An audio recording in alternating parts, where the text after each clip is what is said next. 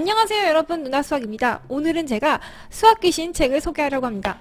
전 세계에서 20년이 넘게 사랑받은 수학책이고요. 청소년을 위한 최고의 수학소설로 손꼽히는 책이죠. 수학이라면 질색하는 주인공이 꿈속에서 수학귀신을 만나서 마법처럼 재미있는 수학을 배우게 된 내용입니다. 자연수와 실수, 무리수 같은 기본 개념부터요, 고등학교 수학 수준의 무한급수, 위상수학의 기초가 되는 오일러의 법칙까지 수학의 중요한 내용을 모두 다루고 있는 책입니다. 자, 그럼 시작해볼게요. 첫 번째 밤은 숫자 1과 무한히 큰 수, 무한히 작은 수 내용이 나옵니다. 로베르트는 어느 날 밤 꿈에서 수학 귀신을 보게 됩니다. 1 곱하기는 1, 11 곱하기 11은 120, 이를 가르쳐주던 수학 귀신이요. 자, 이렇게 어마무시한 계산을 하다가 뻥 소리를 내면서 터져요. 두 번째 밤은 숫자 0, 로마 숫자, 십진법, 응수, 깡총뛰기, 즉 거두제곱 내용이 나옵니다. 로베르트는 미끄러지다가 1이 가득한 숲에 떨어져요. 숫자들 사이에 0이 없음을 발견한 수학 귀신은 0은 인간이 생각해낸 가장 마지막 숫자야. 0은 말하자면 숫자 가운데서 가장 세련된 숫자거든 이라고 말합니다. 또 응수의 개념, 0의 필요성에 대해서 알려줘요. 거듭제곱도 알려주는데 이것을 깡충이라고 합니다. 예를 들어서 2의 제곱은 2의 2깡충, 2의 세제곱은 2의 3깡충 이런 식으로요. 세 번째 밤은요, 나눗셈, 근산수, 소수 이야기가 나옵니다.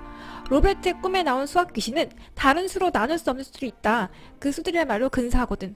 수학자들은 수천 년 동안 그 수들과 씨름했지. 정말 대단한 수들이야. 11, 13, 17 그런 수에 속해. 이렇게 말하면서 소수를 이야기합니다.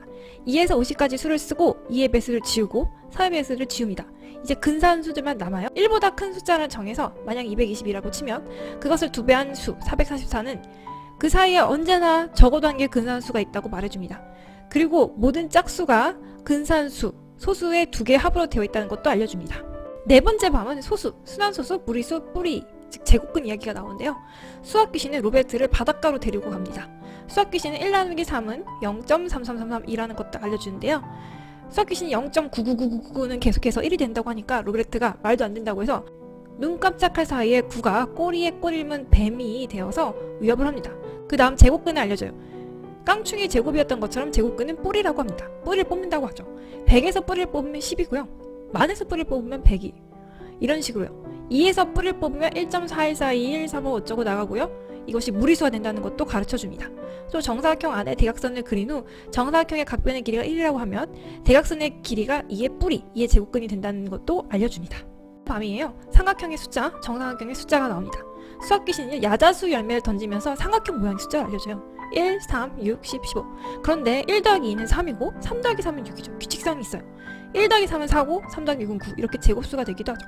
1부터 10위까지 자연수를 합하는 방법은요, 위의 수열 중 12번째 수와 같습니다. 첫 번째 밤은 피보나치 수열이에요. 제가 제일 재밌었던 챕터인데요. 수학귀신이 피보나치 수열을 로베르트에게 가르쳐줍니다. 시계 단추를 누르니까 흰 토끼가 갈색 토끼로 변하고요. 바늘이 2가 되니까 하얀 토끼가 2마리 났습니다. 3이 되니까 어른 암토끼는 새끼 토끼를 2마리 더 낳아요. 4가 되니까는 제일 나이 든 암컷 토끼가 또 한 쌍을 낳고 성인이 된 첫 번째 토끼들이 또 한 쌍을 낳습니다. 1, 1, 2, 3, 5, 8, 13, 21, 34, 55, 89, 144, 233 이렇게요. 이런 식으로 토끼가 너무 많이 늘어나니까 시간을 반대로 돌려서 다시 토끼 2마리만 남깁니다. 자, 7번째 밤은 숫자 삼각형, 파스칼의 삼각형이 나와요. 로베르트가 잠들자 수학귀신이 나타나서 정육면체 상자로 삼각형을 쌓기 시작합니다. 이런 모양으로요.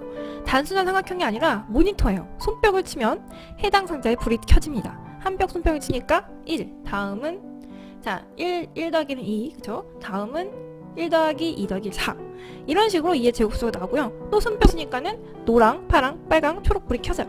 이 안에는 피보나치 수열이 숨어 있어요. 또 손뼉을 치니까 삼각형 전체 안에 있던 짝수만 불이 켜져요. 삼각형 안에 다시 삼각형 여러 개 있는데 물구나무서기 하고 있는 모양이에요. 또 박수를 치니까 5의 배수만 빛이 납니다. 앞에서 나온 모양과 또 다르죠. 자, 이제 8번째 밤입니다. 순열, 조합, 팩토리얼이 나옵니다. 이번에는 수학귀신이 로베르트에게 경우의 수를 가르쳐줍니다. 2명 있으면 앉을 자리는 2가지, 3명 있으면 6가지. 학생들이 앉을 가능성을 곱셈으로 알려주는 거죠. 즉 팩토리얼입니다. 여기서는 쾅이라고 읽어요. 4 팩토리얼은 4쾅이에요. 다시 아까의 삼각형이 나오면서 악수를 할 경우 청소 당번 3총살 뽑을 경우 이것을 삼각형으로 쉽게 구해줍니다. 자, 9번째 밤입니다. 평범한 숫자, 자연수, 무한급수 이런 개념들을 알려줘요. 그날은 로베르트가 아팠어요. 그래서 꿈속에서 수학귀신이 입을 덮어주면서 이때까지 배웠던 수들을 불러드립니다.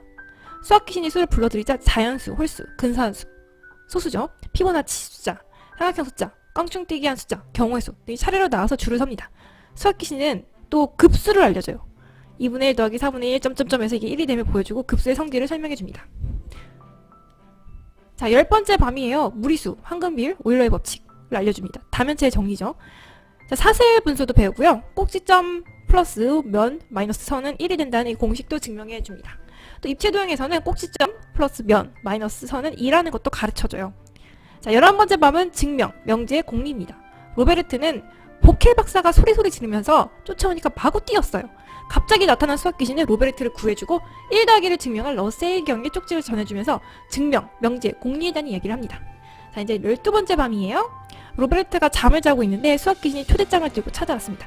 초대장에는 초대장, 수학 귀신 테플로탁스의 제자 로베르트를 오늘 저녁 수학지옥, 수학천국에서 열리는 만찬에 초대합니다. 사무총장. 수학 귀신의 어깨에 올라타서 만찬장에 가게 됩니다. 1 더하기 1은 2를 증명한 러셀, 그리고 클라인 박사, 그리고 칸토르 교수, 오일러, 가우스, 피보나치, 피타고라스 등이 초대되어 와 있었습니다. 계단에서 내려온 0을 발견한 중국인을 보고 로베르트가 가장 높은 사람이냐고 물어보자 수학 귀신이 두 번째로 높은 사람이라고 이야기를 해요. 그래서 가장 높은 사람은 누구냐? 1을 발명한 사람이라고 대답합니다. 식사 시간이 끝나니까 종이 울리고 수학 귀신들은 자기 방으로 들어가 버려요. 나중에 남은 로베르트와 수학 귀신에게 화려한 옷을 거친 어떤 사람이 다가와서 근사한 수에 대해서 물어보자 로베르트는 그것은 자연수 홀수, 깡충뛰기한 수만큼 많이 있다 라고 대답을 합니다. 그래서 그는 저학년으로 입학을 하게 돼요. 그리고 오각형 모양의 훈장을 받게 됩니다. 로베르트는 꿈에서 깨게 되고 다음날 아침 욕실에 들어갔는데 자기의 목에 진짜 그 훈장이 달려있는 거예요. 그래서 깜짝 놀라죠. 그날 학교 간 로베르트는 보켈 박사가 낸 문제 19 곱하기 39 문제를 풀어냅니다. 그리고 수학 귀신에게 고마운 마음이 들었어요. 자, 이 책을 읽고 나니까요. 저도 어렸을 때 이 책을 읽었다면 수학에 대한 호감도가 더 높아지지 않았을까? 수학에는 흥미가 붙지 않았을까? 라는 아쉬움이 들었습니다. 단순한 대화 속에서도 수학의 비밀과 기본 원리를 제시하는데요. 저도 많이 놀랐습니다. 수학의 세계와 그리고 꿈의 세계가 교차하는 것도 기발한 발상이었던 것 같아요. 각 장마다 다른 수학 내용을 다루고 있고 그것이 전체적으로 빈틈없는 응집력을 가지고 있어요. 이런 요소들이 작용해서 독자들로부터 자연스럽게 수학의 세계로 인도하게끔 하는 책이었습니다. 초등, 중등학생들에게 추천을 하고요. 그리고 고등학생이나 저처럼 성인들도 재미있게 읽을 수 있는 책이에요. 자, 그럼 저는 다음 영상에서 만날게요. 그래서 구독 꼭꼭 눌러주세요.